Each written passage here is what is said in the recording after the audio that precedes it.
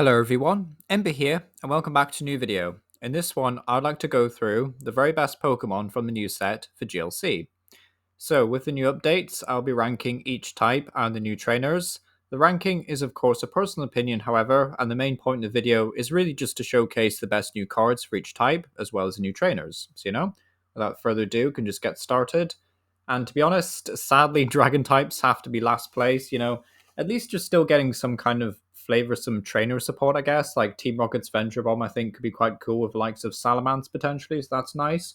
But overall, really nothing too crazy in the way of dragon types. But if it makes you feel any better, like fairy types haven't gotten like a new Pokemon card since what, like the Sun and Moon era? Or like, was it Sword and Shield? No, like the last Pokemon for fairy types was Sun and Moon, I think. So yeah, honestly, been a long time since fairy had anything. So, fairy are still just getting trainer support. So at least dragons have that, they're still getting actual Pokemon every now and then. But, 12th place has to be dragon type, sadly.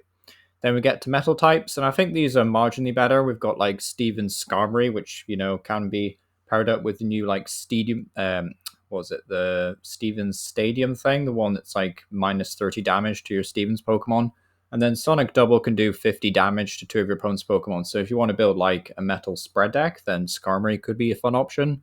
The Zamazenta is also like not horrendous, but the thing is, there's another Zamazenta that's just so much better than this one. So like, it's hard to kind of justify it.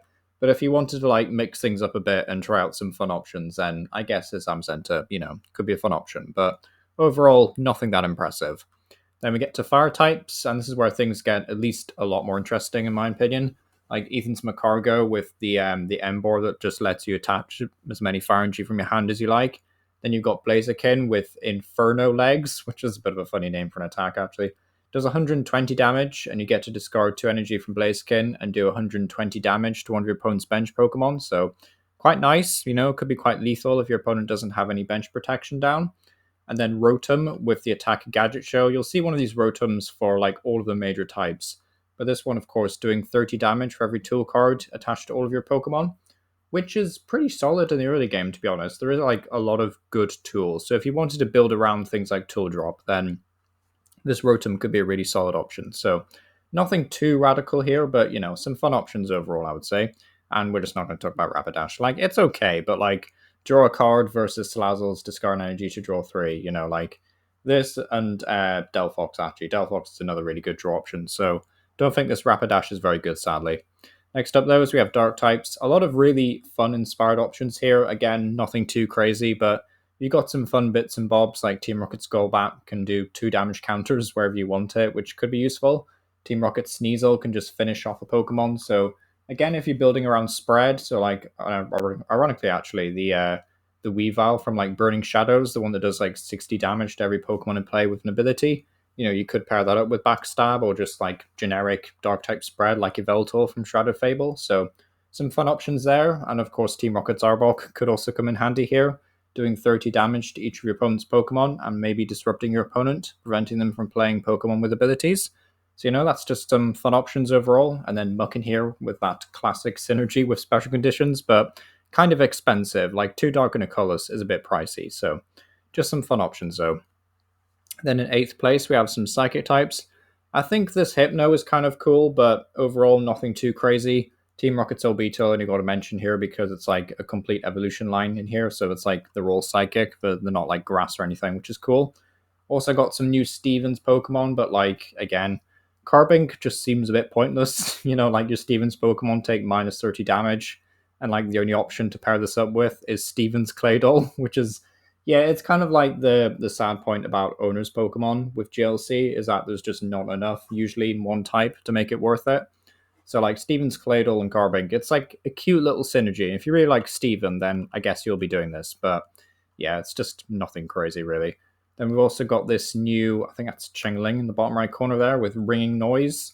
Discard a random card from your opponent's hand. It's pretty irritating, but I would say Clef is still probably like the best baby Pokemon for Psychic, yeah. But like Chingling's not bad, I guess, in a control style deck. But yeah, nothing too crazy there. Then in 7th place, we've got Colorless types. I don't think Team Rocket's Porygon Z is like the greatest attacker in the world, but it's not bad either. And then Reconstitute just lets you discard 2 to draw 1 card. So it could have some nice synergy there with, like future Pokemon that would have like serious interactions with the discard pile. So that could be something worth bearing in mind. Then we've got a Kangaskhan, which can do 180 damage, but you do have to flip 2 heads. So, are you feeling risky? Are you feeling lucky? Also got this Raticate, which does 90 damage, but if you flip 2 coins and you get both tails, then, it just KOs itself, which is a bit sad, really. So maybe, yeah, maybe have a backup plan if you play this Raticate. Like maybe play like a wall Pokemon or something, or like a Lily's Pokédoll, because you'll need something in case this goes horribly wrong. But I think 90 for 1 energy is still pretty efficient. Like there is some decent Team Rocket support in this set as well. So like if you're going to play the Team Rocket supporters with Porygon Z, you may as well play Raticate. But yeah, probably some better Raticates out there. I did a menu of Raticate GLC video actually that will need to be updated at some point in the future. But yeah, definitely not a bad Raticate, but again, a bit risky though. Then we've got some fighting types. At least we've got some good Pokemon here, actually. Fighting types usually don't get a lot of good ones, but there is some nice ones here for sure. Annihilate is basically just for Alligator, However, like you will have to find a way of getting damage counters on Annihilate, like it can't damage itself, which is a bit annoying. You'll have to use something like Gapejaw Bog, or maybe even my personal favorite stadium in GLC, Potown. So that's kind of fun, like you can evolve up and then place 3 damage counters on it that way. Then Impact Blow does 160, but of course we'll do 280 if it's already been damaged. So Annihilate could be quite scary. Also got Ethan's Sudowoodo with Impound, which is just a nice bit of retreat lock, but also got Attempt Mimicry. Flip a coin, and if heads, choose one of your opponent's active Pokemon's attacks and use it as this attack. Again, like, depends on what your opponent has in their active spot. Sometimes if this is against like a Hydro Pump attack, then that's going to be terrible. But if it's against something like another Stage 2 that's doing a ton of damage, then, like Sudowoodo could be useful. But again, it is on a coin flip, though. Also got this Tyranitar, which is quite fun. You can basically just spread a bunch of damage counters on basic Pokemon in between turns, which is basically the exact same thing as Detention Gas Wheezing. And of course, Wheezing is a Stage 1, so it feels kind of bad having to do this on a Stage 2. But at least Tyranitar is a lot tankier than Wheezing and also has like a very scary attack. Breakthrough Tackle doing 180 and you get to discard energy, but again, costing 4 energy does mean that you'll probably want to use things like Triple Acceleration energy and maybe like the new Team Rocket's energy. But that aside, could be a lot of fun, I think. So it's nice to see another fighting type Tyranitar in GLC as well. But yeah, for 5th place, we have grass types. Shaman's probably a standout here with that crucial bench protection. Also got a Rotom, 30 damage for each tool card attached to all of your Pokemon in play. And then Hydrapple's a bit more on the silly side, but I thought it was fun and worth mentioning. Like, I think it's just a bit overkill, like discarding 6 grass energy from your hand just to knock out a Pokemon and take 1 prize card. Like, I think it's a bit much, really, in GLC, where every Pokemon's only giving up 1 prize unless you're against something like a Guzzlord. But overall, I just thought it was funny and worth mentioning, really. So it's nice to see Hydrapple, and of course it evolves from Diplin. So, if you want to play like all the Festival Lead shenanigans, then you can if you want to. But again, not really as consistent or as strong in GLC as it is in something like Standard, for example. But, still a fun option for sure. Then in 4th place, we've got some water types. Originally, these were a bit higher up on the list, but to be honest, I don't think they really deserved it. Like, Misty's Starmie can be okay if it just evolves up that turn. But like Misty's Gyarados just isn't reliably doing enough damage. Like, sometimes you'll be able to want to kill anything, right? But most of the time, Misty's Gyarados is just inconsistent, and it's going to end up discarding the wrong stuff. So, Misty's Gyarados, not particularly great.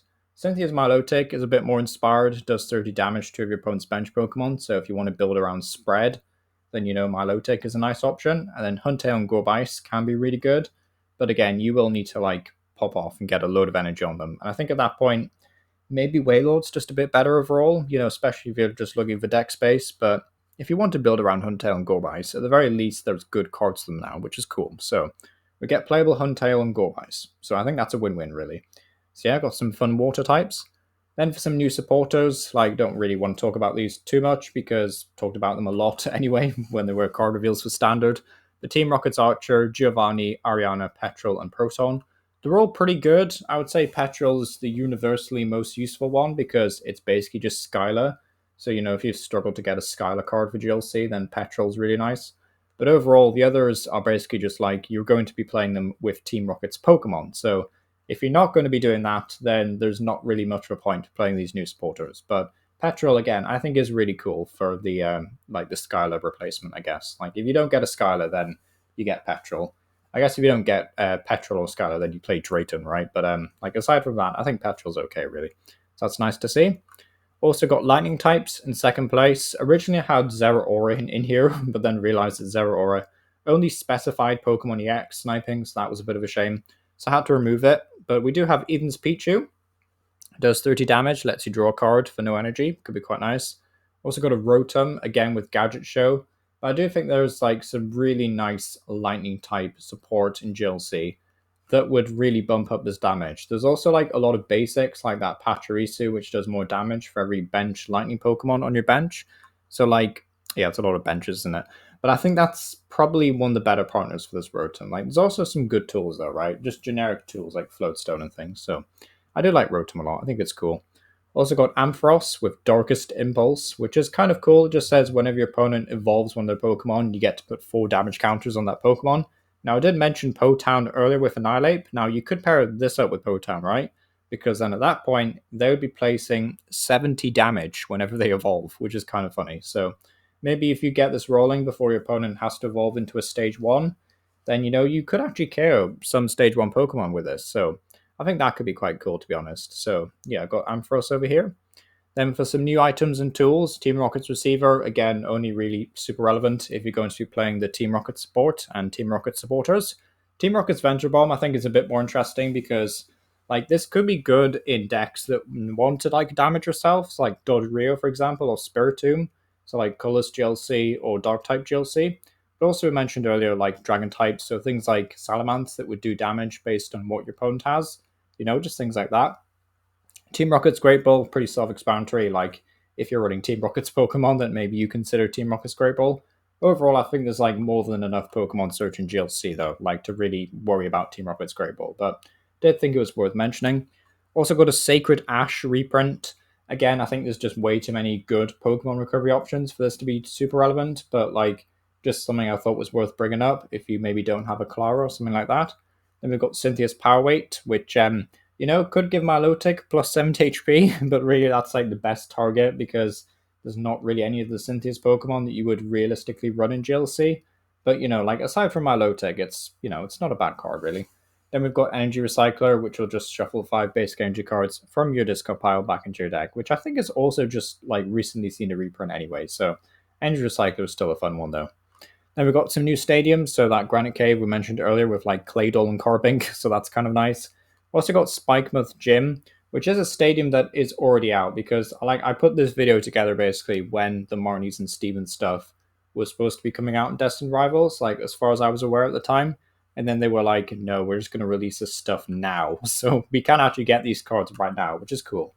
But at the same time, like in terms of future stuff, like Spikemouth Gym and Granite Cave could still be kind of decent in GLC. So that's nice.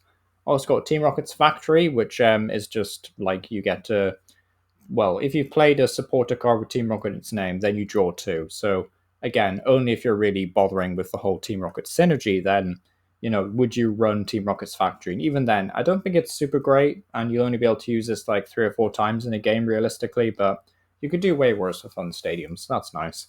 Also got Team Rocket's Watchtower, which is very much an anti-Porygon Z kind of card, anti-Archeops. So if you really don't like colorless decks, basically, then yeah, Team Rocket's Watchtower's got you covered. But yeah, thanks for watching. I've got some overall thoughts on the set, really. Pretty good set for GLC, some fun options and trainers across the board. No one type feels favored this set, to be honest, which I think is a good thing. There's been a few sets in recent memory that were just really focused on one type support, so it's nice to see it being more spread out across the board.